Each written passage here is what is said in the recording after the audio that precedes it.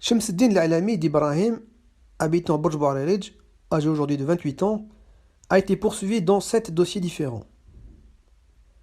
Après avoir fait des études à l'école coranique de Tamoukara, à 18 ans, il est admis au métier d'imam, mais découvre la corruption pour exercer ce métier.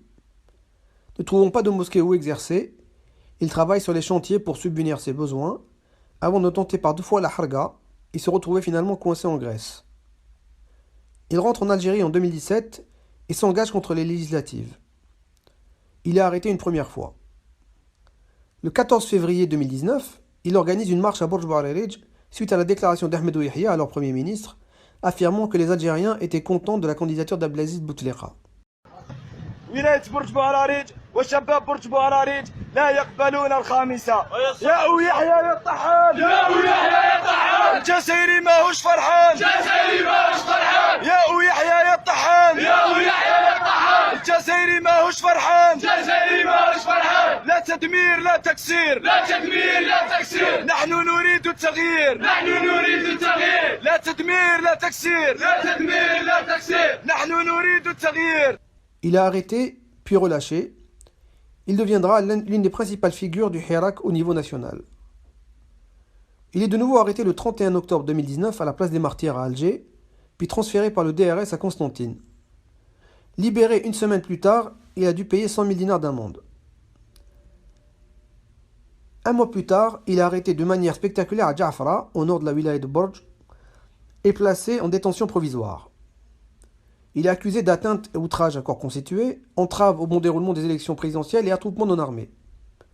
Il est condamné le 5 décembre à 50 000 dinars d'amende, mais le parquet fait appel. Le procureur du tribunal de Zoumoura requérera 8 ans de prison ferme, mais il est finalement condamné à 2 mois ferme le 16 février 2020. Il est relaxé dans un autre procès pour attroupement le 16 avril et sort de prison. Le 12 mai, il est convoqué par la BRI, puis arrêté le 2 juin, pendant qu'il distribuait des couffins pour les démunis et placé en détention provisoire. Il sera condamné le 23 juillet à 18 mois de prison ferme et 1 million de dinars d'amende. Pour protester contre cette condamnation, il entame une grève de la faim le 3 août et sera libéré le 30 août en appel après une réduction de sa peine à 2 mois de prison.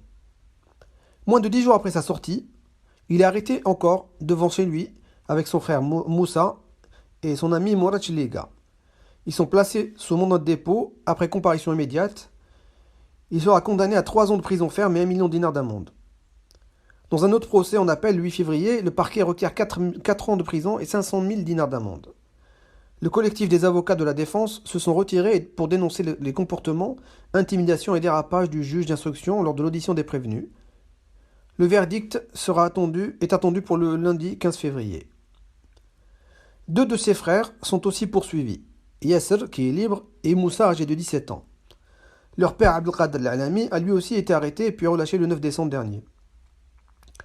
Accusé par les services de sécurité d'être à la solde de personnes à l'étranger, Brahim Al-Alami déclare « Je ne suis ni un islamiste, ni un militant d'un parti, ni à manipuler. Je suis un jeune Algérien qui a connu que les injustices, victime d'un système de corruption.